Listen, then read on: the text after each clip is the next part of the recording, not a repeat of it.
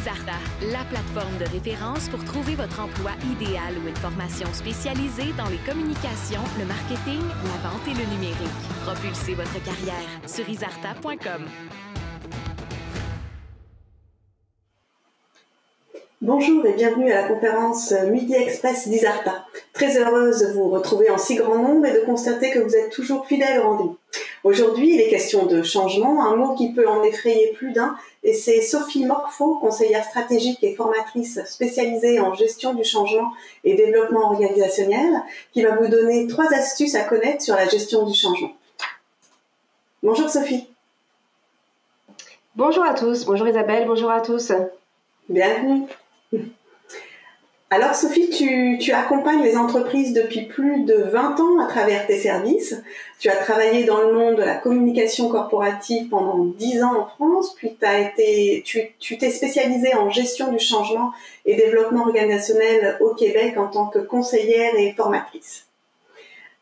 Avant de commencer, je vais vous inviter à activer votre chat en inscrivant votre nom à la droite de votre écran et vous pourrez poser vos questions à Sophie, échanger entre vous et également répondre au sondage en cliquant sur le bouton bleu qui vous sera disponible. Ça sera écrit bouton à voter. Alors sans plus tarder, je laisse la parole à Sophie qui va vous révéler les 3 astuces à connaître sur la gestion du changement. Eh bien, écoutez, je suis très heureuse d'être avec vous ce midi. C'est avec plaisir que je fais cette conférence avec Isarta. Alors, voilà, je vais vous parler de 3 trucs à savoir sur la gestion de changement. Mais aujourd'hui, mon titre de conférence, c'est 3 trucs, mais c'est pas mal 3 pièges. Je vais surtout vous parler des pièges qu'on fait souvent en gestion de changement. Puis à travers ces pièges-là, évidemment, on va en tirer des leçons. Et puis, on aura l'occasion d'avancer sur ces leçons-là. J'ai 3 leçons quelque part que j'ai tirées de mon expérience que je vais vous partager aujourd'hui. Alors, je vais passer vite ici puisque Isabelle, tu as eu l'occasion de me présenter tantôt.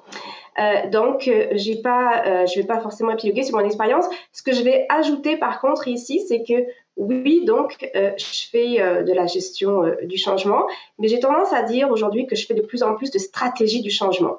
Puis je vais vous expliquer au fur et à mesure, en fait, vous allez comprendre pourquoi je parle de stratégie du changement plutôt que de gestion du changement. Vous allez comprendre notamment, surtout dans ma conclusion, où je reviens sur ce concept-là.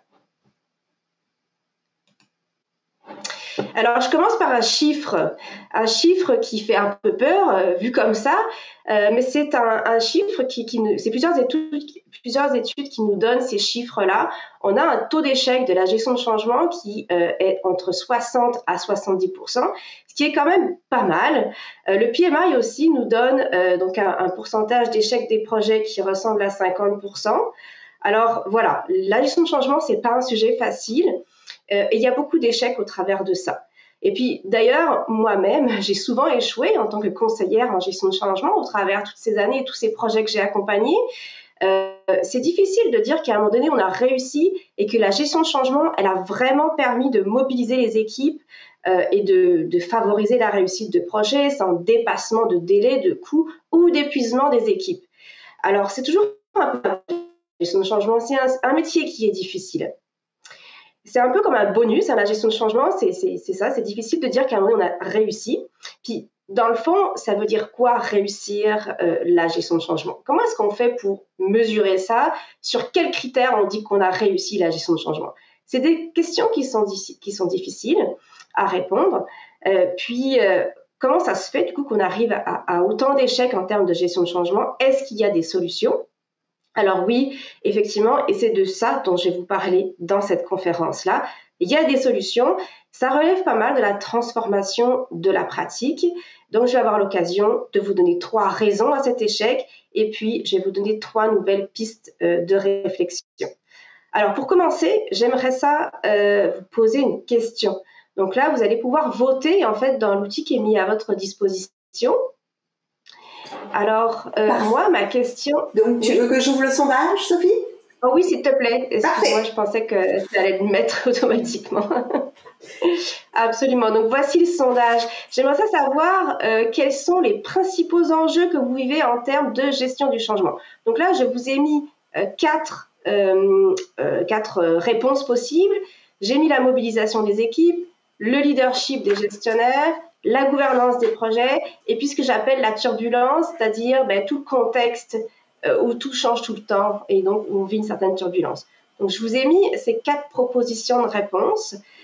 Donc là, si vous le voulez bien, je vous invite à compléter ce sondage-là pour qu'on puisse voir en fait, c'est quoi les tendances dans vos organisations en termes d'enjeux.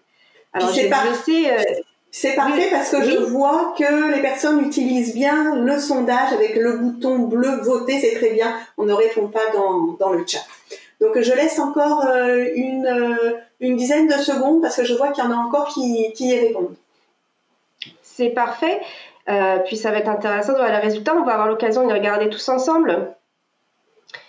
J'imagine, Isabelle, ça va s'afficher les résultats. Oui, je vais publier les résultats maintenant. Parfait. Merci. Alors, qu'est-ce qu'on a comme résultat?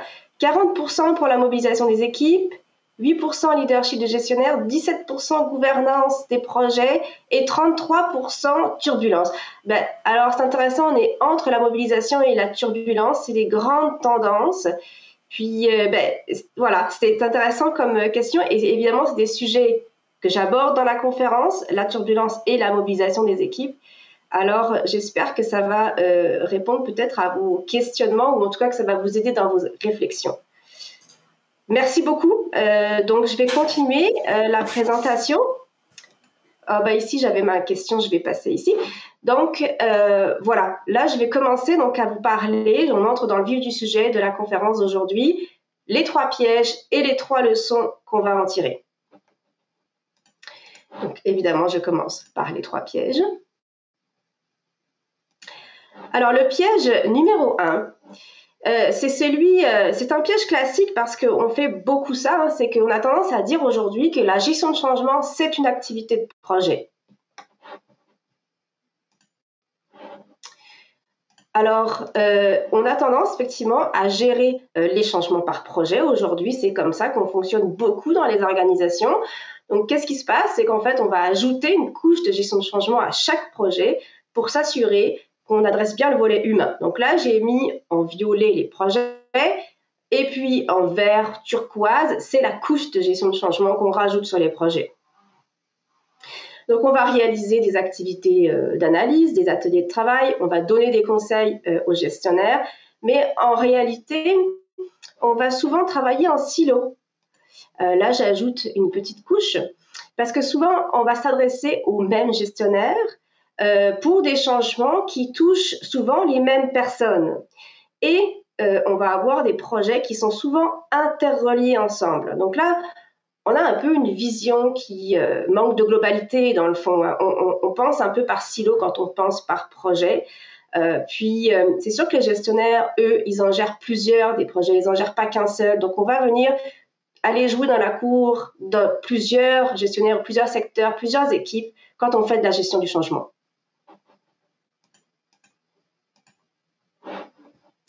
Je vous partage ensuite ceci que vous connaissez certainement bien, évidemment, si vous faites de la gestion de changement. C'est les activités classiques qu'on fait donc, en gestion de changement pour accompagner les projets. Alors, donc on a une étape où il y a une construction du changement. Ensuite, on fait une analyse des parties prenantes. Ensuite, on réalise une stratégie.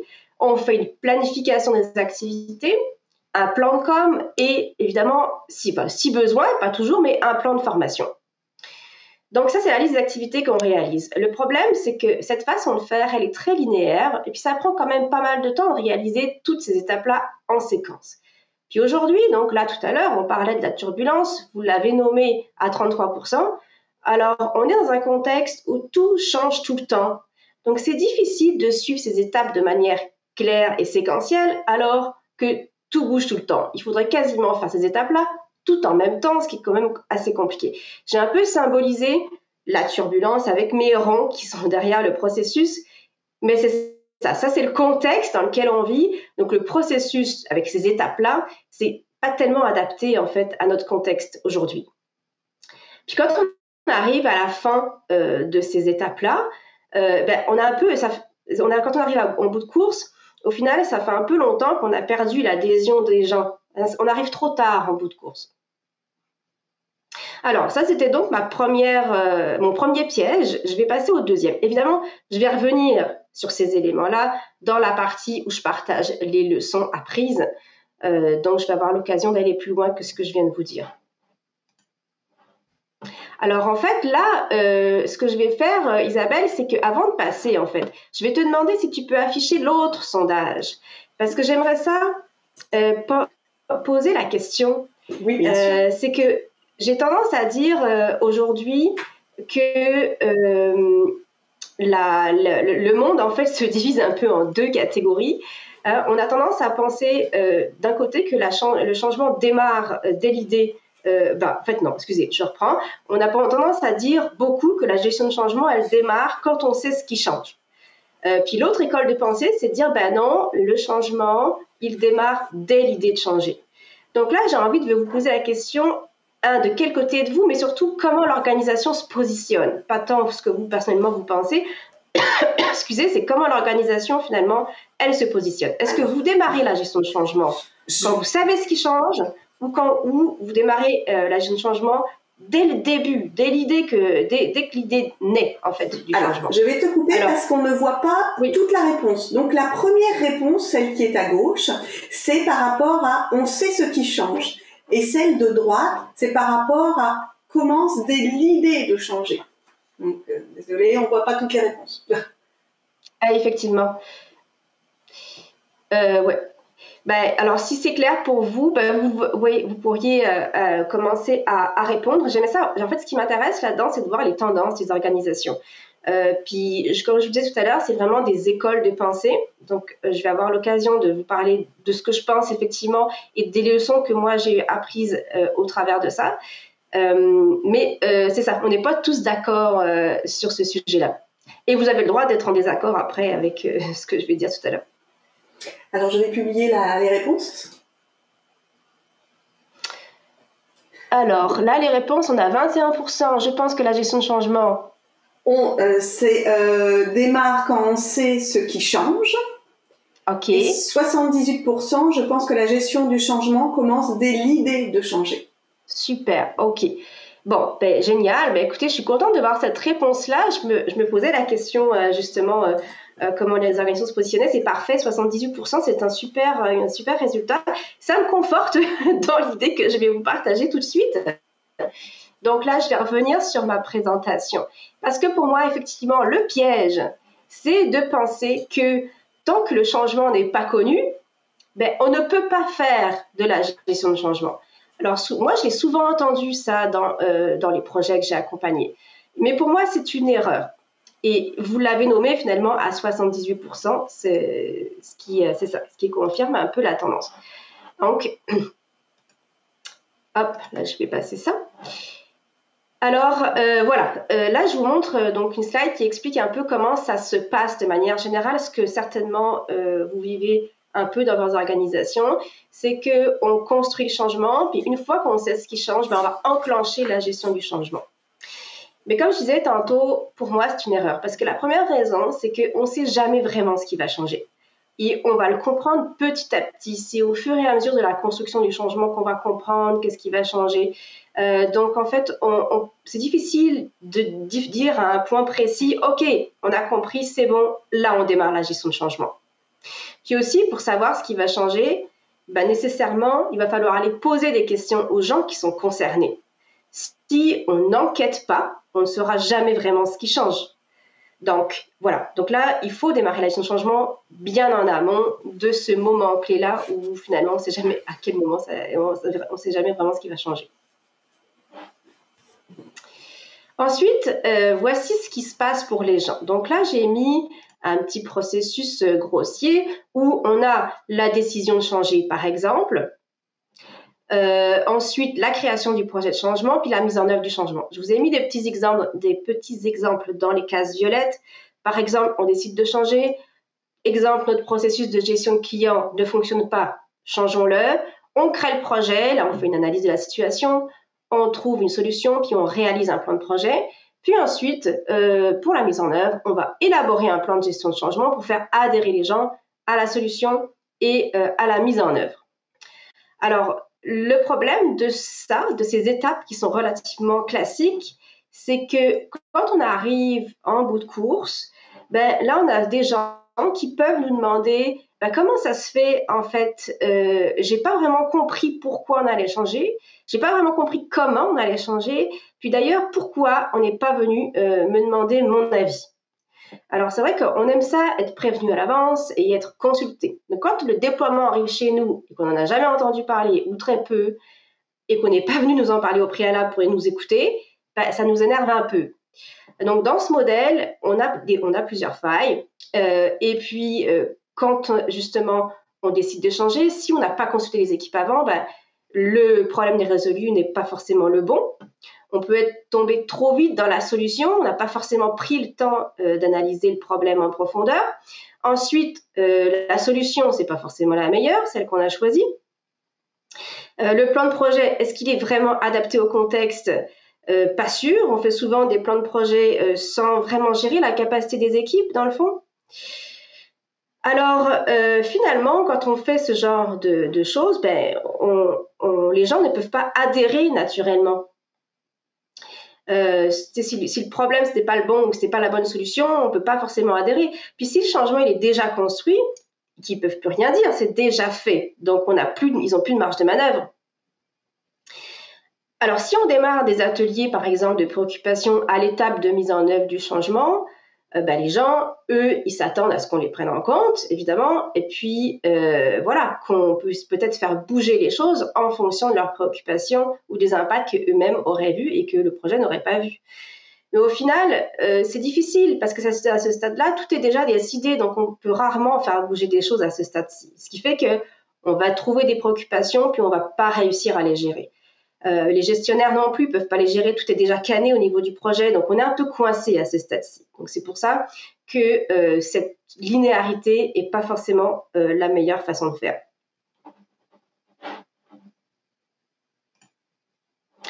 Le piège numéro 3, c'est qu'on attend que les choses soient prêtes et terminées pour communiquer. C'est ça c'est quelque chose qu'on voit très souvent dans les organisations, c'est qu'on a un peu peur de communiquer, donc on se dit bah là je vais pas en parler tout de suite parce que ça va inquiéter les gens, ou alors c'est pas prêt, c'est pas clair, donc comme c'est pas clair, je préfère pas en parler. Bon, alors le problème avec ça, c'est que comme on est en fait dans un contexte de plus en plus donc turbulent, comme je disais tout à l'heure, c'est difficile en fait de pas communiquer tout de suite. Puis en fait, on est aussi dans un contexte où on travaille beaucoup par itération dans les organisations où on travaille en développement agile par exemple, ou en agilité organisationnelle. Et d'ailleurs, cette façon de faire par itération, c'est aussi pour répondre à cette culture de la turbulence. Alors bon, dans ce contexte-là, dès qu'on a quelque chose de prêt, on déploie, on construit, on est prêt, on déploie. Et on déploie par morceaux. Et on travaille de plus en plus comme ça sur n'importe quel sujet dans les organisations. Alors, on ne peut pas tellement attendre que les choses soient terminées pour communiquer, sinon on ne communique jamais. Et puis même, d'ailleurs, sans contexte de travail agile, on sait bien que c'est jamais vraiment terminé. On ne peut pas attendre parce que les gens, ils veulent savoir qu'est-ce qui se passe en fait. Qu'est-ce qui se trame, même si on ne sait pas, on aimerait ça être au courant. Donc, ce n'est pas tellement une bonne pratique et pourtant, on fait ça un peu tout le temps. Mais évidemment, ces enjeux-là de communication sont souvent liés à des enjeux de pouvoir et de peur. On a peur d'ouvrir une boîte de Pandore, puis du coup, avoir à gérer plus de choses en tant que gestionnaire que si on n'avait pas communiqué. Mais en fait, c'est un peu une erreur. On fait un peu l'inverse de ne pas communiquer. Donc, c'est une question de culture, beaucoup dans les entreprises. Et à mon avis, c'est à déconstruire. Évidemment, je reviens encore dessus tout à l'heure dans les leçons apprises. Et j'arrive sur la partie des leçons. Donc, voici les 3 leçons que je vais vous partager. Puis, j'appelle ça des leçons parce que c'est des leçons que j'ai tirées moi-même de mes différentes expériences. Donc, après, c'est ça. Alors, la première, vous vous souvenez, tout à l'heure, on disait que le piège numéro 1, c'est de prendre la gestion du changement pour une activité de projet. Donc, en réalité, c'est beaucoup plus une habileté, une compétence que des activités. Alors oui, bien sûr, on peut faire des activités telles que l'analyse des parties prenantes, on peut réaliser des stratégies, etc. Comme le processus un peu que je vous ai montré tantôt, c'est pas inutile évidemment de faire ça. Le problème, c'est que c'est pas suffisant. Donc, je vous explique dans la slide suivante. Ce qui est important, en fait, c'est pas tellement les tâches et les activités qu'on fait, c'est la façon dont on fait les choses. Donc, c'est notre attitude et notre capacité à prendre soin des gens qui va faire la différence. Les gens, ce qu'ils veulent, c'est être écoutés et impliqués. Donc, la série de tâches qu'on fait en gestion de changement, elle répond pas tellement à ce besoin. Ça répond plus à un besoin de gestion de projet, de contrôle, de résultats, mais en fait, ça ne sert pas à créer de la confiance. Et pourtant, le but de la gestion de changement, c'est bien la création de la confiance. Ce n'est pas tellement ce qu'on fait avec toutes les activités en gestion de changement. Donc, la confiance, elle émerge avec le leadership du changement.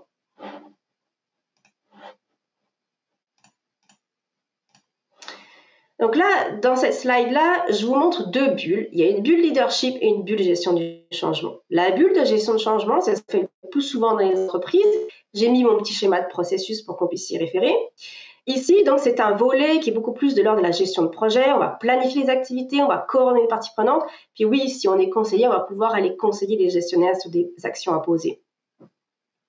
La question qu'on se pose ici, c'est qu'est-ce qui change pour qui, quand? Puis là, on est un peu dans l'ordre de l'analyse. La bulle qui est à côté, qui est le leadership du changement, là, on est beaucoup plus dans l'ordre de la compétence de gestion. Donc là, la question qu'on se pose ici, c'est comment on mobilise ses équipes et collaborateurs au travers du changement. Mais ici, on est beaucoup plus dans l'attitude. Ce qui se passe, c'est que dans les organisations, on a un peu tendance à oublier le leadership en le remplaçant par des activités. Mais en fait, ce qui est le plus important, c'est le leadership. C'est pour ça que j'ai mis ma bulle un peu plus grosse. Les activités de gestion de changement, dans le fond, elles ne valent pas grand-chose sans le leadership des gestionnaires. Moi, par exemple, j'ai été donc longtemps conseillère en gestion de changement, puis j'ai été attachée donc à des projets, à des portefeuilles de projets, évidemment aux responsables de projets. Puis je pouvais bien faire toutes les activités de gestion de changement. En fait, ça ne servait pas à grand-chose si lui, le responsable, il n'assumait pas son rôle de leader. Donc, je me suis souvent retrouvée justement en porte-à-faux avec la gestion de changement qui court derrière pour essayer de mobiliser des gens, mais ce n'est pas la gestion de changement qui mobilise les gens. Ce qui mobilise, c'est les équipes de gestion. Puis aussi, quand on voit la gestion de changement comme des activités, c'est facile à déléguer. Donc, quand on est gestionnaire, puis qu'on a un conseiller de gestion de changement, on lui délègue facilement des tâches. Une tâche, l'activité se délègue très bien, mais la compétence, elle évidemment, ne se délègue pas. Alors, le gestionnaire, lui, se départit facilement de la gestion de changement et il peut oublier d'assumer son leadership, il conçoit la gestion de changement comme des activités. Puis finalement, nous, après, en tant que conseiller, on va aller chercher désespérément l'engagement des gestionnaires et la gouvernance de projets. Donc, quelque part, en tant que conseiller, c'est un petit peu difficile, du coup, de développer le leadership du changement parce que quand on est conseiller, on n'est pas dans l'ordre de la formation, le développement de compétences, alors que le coach, par exemple, lui, est bien mieux placé pour aller faire, évidemment, du développement de compétences. Donc, j'ai mis un petit arrosoir sur la bulle leadership parce que ça se développe, ça s'entretient, ça se cultive, le leadership. Alors là, je vais avoir une autre question, Isabelle, dans le sondage, une question de sondage. Oui. C'est la prochaine. Là, je vais aller vous demander, en fait, j'aimerais savoir comment les équipes de gestion, elles sont accompagnées dans votre organisation, de manière principale. Donc là, j'ai mis formation, coaching, co-développement. J'ai mis un autre, des fois, qui est autre chose qui soit important à mentionner. Donc là, je vais vous demander si vous voulez bien aller voter sur ces éléments de réponse ici. Ça m'intéresse de voir ce sur quoi on mise dans vos organisations le plus possible. Je vous laisse répondre quelques secondes. Je vais attendre encore 5-10 secondes le temps que tout le monde réponde.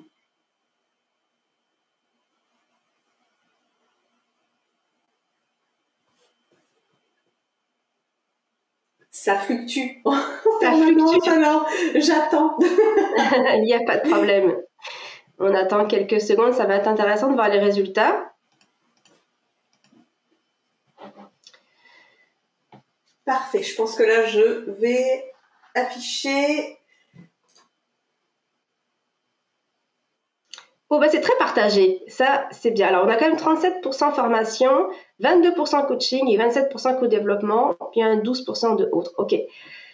Bon, ben, c'est quand même bien réparti finalement. C'est intéressant de voir que ça se répartit, hein. On multiplie les façons d'intervenir pour développer les leaders. C'est une très bonne chose. En fait, à vrai dire, je pensais que j'allais voir beaucoup plus au niveau de formation. Là, au niveau du coaching, il y en a quand même un peu. Je trouve que c'est bon, c'est très bon. Bah super. Alors, je vais continuer en fait dans mes slides et puis je vais passer à la leçon numéro 2. Alors, la leçon numéro 2, bah, tout à l'heure, hein, on s'est posé la question, je vous ai posé la question. Donc, moi, effectivement, c'est clair que je suis de l'école où je pense que la gestion de changement, elle démarre dès l'idée de changer. Donc là, je vais reprendre le modèle de tantôt. Ici, là, dans nos étapes classiques, ce qu'on cherche à faire en bout de course, c'est de faire adhérer les gens. Mais je disais tantôt, quand le changement il est déjà construit, c'est trop tard en fait pour mobiliser les gens. Quand ils nomment leurs préoccupations, ils s'attendent nécessairement à faire bouger les choses. Ce qui fait que quelque part, on crée de la résistance dans ce type de processus. C'est nous qui la créons, la résistance. C'est comme si, là, si on démarre la gestion de changement en faisant de cette manière-là, ben, c'est comme si on essayait d'atténuer quelque chose qu'on a créé nous-mêmes. Donc l'adhésion, ça devient plutôt une stratégie d'atténuation de la résistance. Mais en fait, au final, évidemment, on ne veut pas atténuer la résistance. On veut l'éviter, la résistance. On ne veut pas qu'elle se crée. Parce que ça, ce n'est pas une stratégie de mobilisation, du coup. C'est une stratégie d'adhésion. Donc, en réalité, ce qu'il faut plutôt faire, ce qu'il ne faut pas les faire adhérer, les gens, on veut les mobiliser. Puis les mobiliser, ça veut dire les mobiliser à travers le processus. Il faut le prendre dès le début, le processus, pour arriver à mobiliser les gens.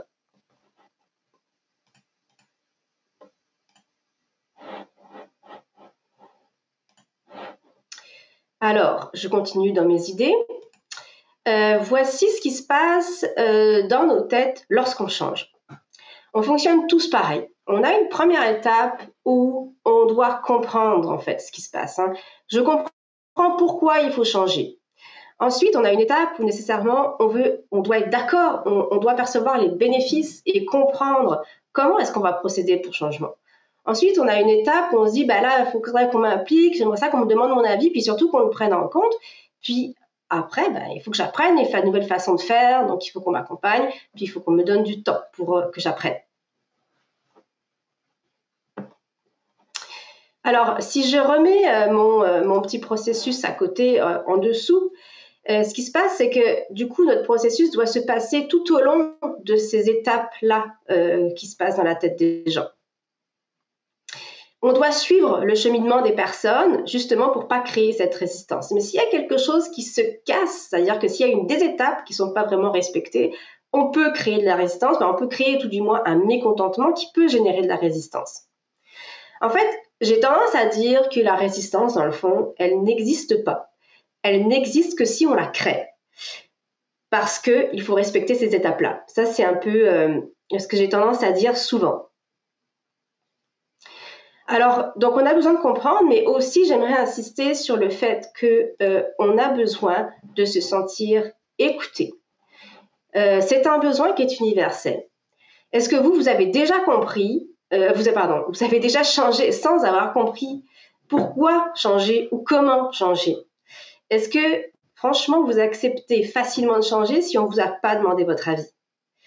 Quand vous êtes au travail, évidemment, vous êtes l'expert de ce que vous faites. Donc, si on vient changer des choses dans votre travail sans vous consulter du tout, comment pouvez-vous vous sentir? Donc, la gestion de changement, quelque part, c'est aussi simple que ça. C'est considérer les gens comme s'il s'agissait de nous-mêmes. Alors, je vous amène ensuite un point clé, en fait, de cette présentation-là. La construction du changement, elle est aussi importante que le changement lui-même. Puis, quelque part, s'il y a un truc que j'aimerais que vous reteniez de cette conférence d'aujourd'hui, c'est ce point-là. C'est essentiel de construire le changement avec les gens pour qu'ils soient motivés. Donc, ce qui est important, c'est comment vous allez faire le changement pour les mobiliser. Donc, j'imagine que vous connaissez tous le design thinking, on en entend quand même souvent parler. C'est une méthode de construction de solutions à travers différents sprints de travail, mais surtout qui inclut les gens dans les réflexions. Mais là, c'est le même principe quelque part. On construit avec les gens, donc résultat, on a une solution viable et qui surtout fait l'unanimité. Puis avec ce genre d'exercice, mais les gens, ils ne doutent pas du changement puisque ce sont eux qui l'ont construit. Donc, il n'y a pas de résistance au changement dans ce processus. Alors, c'est ça l'idée. En gestion de changement, c'est la même chose qu'il faut reproduire. Quelque part, c'est plus tellement de la gestion du changement, c'est la construction collective du changement. Et ça, c'est beaucoup plus efficace. Alors, j'arrive maintenant à ma leçon numéro 3. Donc, on disait tout à l'heure, on a peur, on attend toujours avant de communiquer parce que ça nous fait peur de communiquer. On l'a dit tantôt. On a peur de créer des attentes et de ne pas pouvoir y répondre. Alors, je disais tout à l'heure, c'est une erreur parce que quelque part, il y a beaucoup moins de risques à communiquer et à habituer les gens à ce qu'on communique souvent. Ça, c'est important. Il faut habituer les gens à ce qu'on communique souvent. Et puis, voilà, il ne faut pas attendre. Pourquoi? Parce que d'abord, on le disait, les choses ne sont jamais vraiment terminées. Ça peut durer longtemps. Les gens, ils veulent savoir ce qui se passe. Ensuite, l'effet de ne pas communiquer, c'est que finalement, chacun s'invente sa propre histoire. Le vide, il est rapidement comblé par des interprétations en plus qui peuvent être erronées, des bruits de couloir et des préoccupations. Donc, comme disait Aristote, la nature a horreur du vide. Alors, quelque part, si on ne communique pas, qu'est-ce qui va se passer? Ça crée des rumeurs. Donc, ne pas communiquer, c'est créer des rumeurs. Et puis ensuite, si on attend que ça soit terminé avant de communiquer, on ferme le dialogue, on ferme la porte à la co-construction. Donc, c'est pas, c'est quelque part, c'est une fausse croyance qui nous inquiète, nous, mais en fait, il faut enlever cette peur-là de communiquer, il faut dire les choses de manière transparente. Parce que finalement, on fait le contraire en ne communiquant pas. Sophie, il y a une question de Carole. Je ne sais pas si tu la vois dans le chat. Sinon non, excuse-moi, je ne vois pas les... Non, tu ne vois pas? Alors, je vais te la lire. C'est sur la droite, mais je n'ai pas de problème, je vais te la lire. Oui. Comment on fait lorsqu'il est impossible d'impliquer tous ceux qui seront touchés par le changement? Ça, c'est une super question, puis ça mérite un temps de réponse qui est peut-être plus long, mais je vais essayer d'être brève. Mais en fait, il y a toujours une manière d'impliquer les gens. Puis impliquer les gens, ça ne veut pas forcément dire faire des ateliers de travail à travers l'ensemble de l'organisation pour que tout le monde participe. En fait, impliquer les gens, c'est souvent juste leur parler. Ça peut être des discussions rapides, ça peut être des ateliers de travail volontaires, format porte ouverte. En fait, il y a toutes sortes de façons de faire en sorte que finalement, on arrive à impliquer les gens, parce que l'idée dans l'implication, c'est de les écouter et de récupérer donc l'information qu'ils ont à nous donner et de montrer évidemment notre intérêt envers leur point de vue à eux. À travers l'implication, c'est la considération des points de vue qui est intéressant de faire. Donc là, à travers l'organisation, il y a toujours moyen de le faire. C'est juste que ça dépend des contextes. Évidemment, quand les gens sont au téléphone parce que c'est un service à la clientèle, là, il y a d'autres techniques parce qu'on ne peut pas rassembler tout le monde dans une salle pendant 2 jours pour les impliquer, évidemment. On ne peut pas les sortir des lignes téléphoniques. Donc, ça dépend vraiment du contexte. Donc, ma réponse est partielle, là. Mais en tout cas, ça se fait de manière... ça se fait dans tous les cas. Ça s'organise. En fait, ça s'orchestre. Ça se pense et ça s'orchestre. Donc là, c'est ça. Je réponds partiellement, mais j'aurai peut-être l'occasion d'en reparler. Je vais continuer ma présentation. Alors, je voulais parler de la transparence, qui est ma slide suivante. Parce que la transparence, c'est d'expliquer tout ce qu'on sait et tout ce qu'on ne sait pas. Donc, c'est un peu dire la vérité, puis montrer aussi sa vulnérabilité. C'est normal de ne pas tout savoir. Hein. On n'est pas, les projets ne peuvent pas tout savoir, les gestionnaires non plus. Donc, c'est un peu montrer qu'on avance tous ensemble, puis ça permet de créer la confiance. Alors là, dans mes bulles, j'ai expliqué, par exemple, dire ce qu'on sait. Qu'est-ce qu'on sait? Admettons, on connaît des hypothèses de changement. Ça, on peut le nommer. On connaît les principaux jalons. Parfait, on peut les nommer. On connaît les résultats attendus. Mais oui, c'est pour ça qu'on fait le projet. On attend ces résultats-là. Parfait, communiquons-les. On connaît les équipes qu'on a déjà impliquées. D'ores et déjà, expliquons qui on a impliqué jusqu'à présent. Puis, communiquons sur les difficultés et les obstacles. On peut aussi dire ce qu'on ne sait pas. Donc, par exemple, ce qui change vraiment, c'est pas clair, justement, parce qu'on est en train d'impliquer des gens, donc on ne sait pas exactement ce qui change, on peut le dire. Les impacts en termes de rôle et responsabilité, ça, c'est souvent des sujets qui sont difficiles, en fait. Donc, on a le droit de dire qu'on ne sait pas encore ce que ça va donner. Les impacts techniques, par exemple, ou l'échéancier détaillé qui est peut-être amené à bouger, puis ça serait bien normal. Alors, aussi, communiquer sur les choses qui ne sont pas terminées, ça permet de détecter les préoccupations plus rapidement, puis donc ça va permettre aussi donc la construction collective. Donc l'idée derrière ça, c'est de communiquer donc en transparence et de manière continue. Donc c'est de l'information en continu. Je vais arriver à mon étape de conclusion. En fait, jusqu'à présent, j'ai pas tellement regardé les questions. Effectivement, là, maintenant, je les ai, les questions. J'ai pas tellement regardé les commentaires dans l'audience. Mais si vous le voulez bien, je prendrai les questions à la fin. Comme ça, j'aurai plus l'occasion de me concentrer sur vos réponses.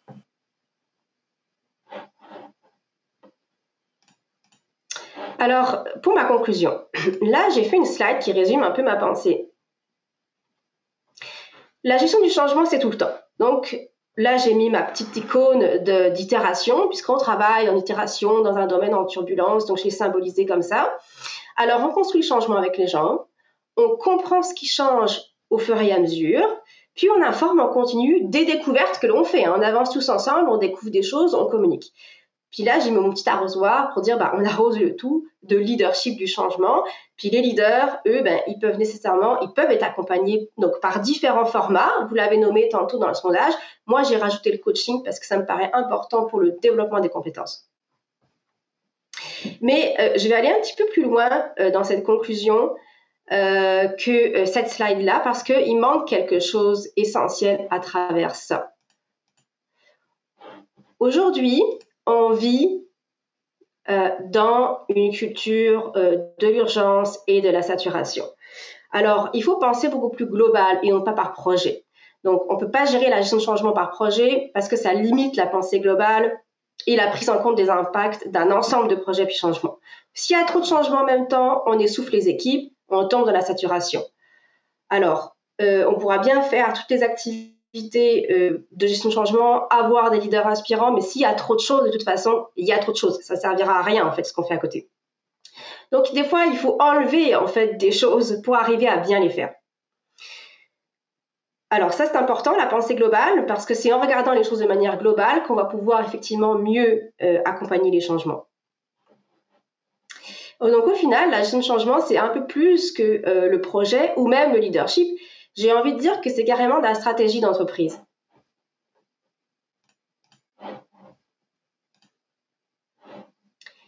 Parce que c'est toute une stratégie de changer les choses et de mobiliser les gens au travers. Il faut arriver à choisir les bons changements qui contribuent à une vision claire. Il faut les prioriser en fonction de la capacité des équipes. Il faut les regrouper pour mieux gérer les changements et mieux communiquer. Et il faut développer la compétence de gestion du changement des gestionnaires. Donc là, j'ai mis la gestion du changement qui englobe un peu toutes ces idées-là. Parce qu'on ne peut pas faire de la gestion de changement donc sans une vision claire. On ne peut pas faire l'impasse sur le rôle des leaders. Et on ne peut pas penser en silo par projet. Donc c'est très englobant, en fait, la pratique de gestion de changement.